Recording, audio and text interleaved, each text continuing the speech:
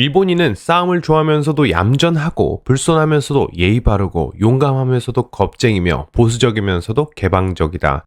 미국의 인류학자인 루스 베네딕트의 국화학칼에 나온 문장들입니다. 일본인의 이중성을 보여주는 대표적인 책입니다. 1592년 임진왜란, 1905년 을사늑약, 이 두 사건으로 일본이란 나라는 대한민국에 잊을 수 없는 상처와 치욕을 남겼습니다. 그래서일까요? 우리는 일본을 제대로 보지 못합니다. 그들을 이해하기에 우리의 기억들이 너무 아프기 때문이죠. 하지만 2024년 작년 일본을 찾는 한국인 관광객이 800만 명을 넘었다고 합니다. 불매운동 때와는 또 다른 분위기입니다. 우리는 너무나 감정적으로 때로는 충동적으로 일본을 바라봅니다. 지금은 조금은 냉정하고 차갑게 그들을 바라볼 필요가 있습니다. 그래서 이번엔 일본, 좀 더 정확히 말하면 일본인에 대한 영상입니다. 우선 일본인들을 보기 전에 일본이란 나라를 짧게 살펴보겠습니다. 첫 번째, G7 국가 중 하나입니다. 국제통화기금이 분류한 전세계 7대 선진국 중 하나죠. 가끔 요즘 많이 휘청거리는 순간이 있지만 여러 지표들만 봐도 그들이 선진국임을 부정할 수는 없습니다. 잘 사는 나라임에는 틀림없죠. 더불어 일본은 아직까지 천황, 덴노라는 존재를 가지고 있는 국가입니다. 그리고 오늘의 가장 중요한 핵심, 일본은 사면이 바다로 둘러싸인 섬나라입니다. 그럼 섬나라에서 가장 중요한 게 무엇일까요? 바로 조화, 그리고 평화입니다.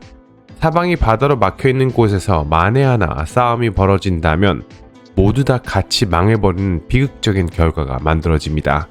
그래서 여기서 일본인을 한 단어로 나타낼 수 있는 단어가 나옵니다. 바로 와입니다. 일본인을 이해하고 싶다면 우리는 이 단어를 기억해야 합니다. 바로 개인보다는 집단, 그리고 조화를 중요시하며 민폐는 없고 내 속마음을 직설적으로 내뱉지 않는다라는 일본인의 정체성을 보여주는 단어입니다. 와는 벼와 잎, 구가 합쳐 만들어진 한자어로 사이좋게 밥을 나누어 먹는다에서 이 한자가 유래합니다. 이 와라는 단어가 일본 역사에 처음 등장한 것은 바로 일본의 아스카 시대부터 나왔다고 추측합니다. 그런데 왜 이런 단어가 나왔을까요? 우선 일본 국토의 70% 이상이 산지입니다. 바로 제한된 토지로 인한 부족한 농지, 이로 인한 협동과 조화의 집단 의식이 절실했고 야마토 정권부터 시작된 와를 중요시하는 문화가 일본 전역으로 퍼져나가기 시작합니다. 쇼토쿠 태자의 17개조 헌법 제1조를 보면 이 부분이 나옵니다. 하지만 단순히 조화와 평화만 외친다고 해서 그게 온전히 유지될 수는 없습니다. 사람이 사는 세상에는 어쩔 수 없는 본능적인 자연의 이치가 존재합니다. 그래서 역설적이게도 일본에서 카타나, 칼 문화가 발달하게 되고 부시, 즉 사무라이 중심의 사회가 됩니다. 가장 힘센 자가 우두머리가 되는 것이죠.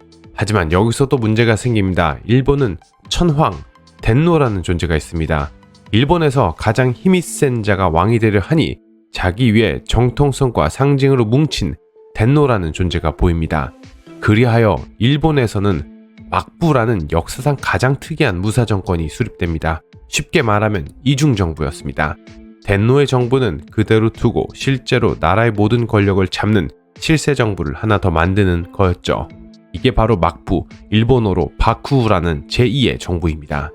그러면 이 와라는 사상이 어떤 일본과 일본인을 만들었을까요? 바로 이치닌 마에 그리고 메이와쿠라는 단어를 보면 알 수 있습니다. 우선 이치닌 마에, 자신의 몫을 다한다 라는 뜻입니다. 와가 중요한 조화 화합이 필요한 안정된 사회에서는 특출나게 튀는 사람이 필요하지 않습니다. 그저 자기가 앉은 자리에서 훌륭하게 자기 몫을 해내는 사람이 중요하죠. 즉 뛰어난 재능이나 강한 개성을 지닌 사람보다 장점도 단점도 없는 둥글둥글한 성격의 사람이 필요한 사회입니다. 만약 그 틀을 벗어난 경우에는 온갖 비난과 눈총, 이로 인해 집단 괴롭힘, 왕따로 그 돌출난 부분을 없애버리는 문화가 만연합니다. 이지메라는 단어가 왜 일본에서 나왔는지 아시겠죠? 그러므로 와가 중요한 사회에서는 자신의 몫을 다할 때 비로소 인간 대접을 받을 수 있습니다. 그리고 이렇게 모두가 자신의 몫을 다해야 하는 사회인 만큼 그렇지 못한 사람은 용납하지 않고 더 나아가 노력하지 않고 게으른 사람 또한 용납하지 않습니다. 바꿔 말하면 공짜란 게 절대 없는 사회죠. 더불어 일본은 300년 전부터 상업이 발달한 사회입니다. 이는 계산과 신용이 중요한 사회, 즉 정직을 생명처럼 여기며 친절함이 몸에 밴 국민들을 만듭니다.